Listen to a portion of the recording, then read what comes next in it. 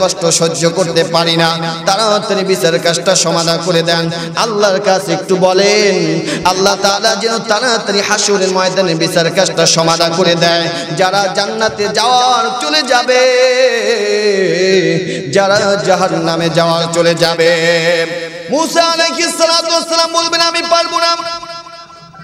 এবার সবাই পয়গম্বর ঈসা আলাইহিস সালাতু ওয়াস সালামের কাছে গিয়ে বলবেন নবী গো, আপনি একটু আল্লাহর দরবারে সুপারিশ করেন, আর হাসরের ময়দানের কষ্ট সহ্য করতে পারি না, আল্লাহ যেন তাড়াতাড়ি বিচার কাজটা সমাধান করে দেয়।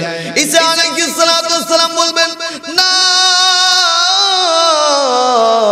আমিও পারবো না, তবে তোমাদেরকে একটা পরামর্শ দিতে পারি, সেটি হচ্ছে আজকে আল্লাহ রাব্বুল আলামিন বিশ্ব নবী মুহাম্মদুর রাসূলুল্লাহ সাল্লাল্লাহু আলাইহি ওয়াসাল্লাম সারা কারো সুপারিশ কবুল করবেন না।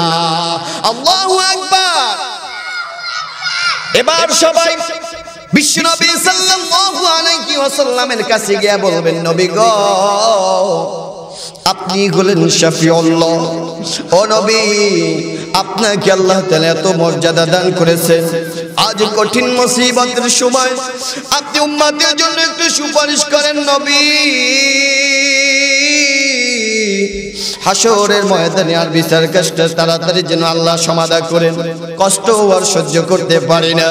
এবার বিশ্ব নবী বলবেন ও উম্মতেরা একটু অপেক্ষা করো, একটু দাঁড়াও দেখি আল্লাহ তাআলার কাছে অনুমতি নিয়ে নেই সুপারিশ কবুল করেন কিনা।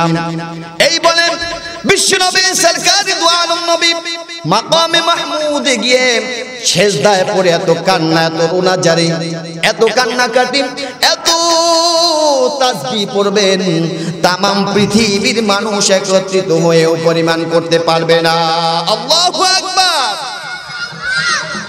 আল্লাহ রাব্বুল আলামিন কুরআনুল কারীমের মধ্যে জানিয়েছেন ইয়াউমা ইদিল্লা তানফাউ শাফাআতু ইল্লা মান আযিনা লাহুর রাহমানু ওয়া রাদিয়া লাহু কওলা। আল্লাহু আকবার। সেদিন কারো সুপারিশ কবুল করা হবে না তাকে ব্যতীত যাকে আল্লাহ রাব্বুল আলামিন অনুমতি দান করবেন।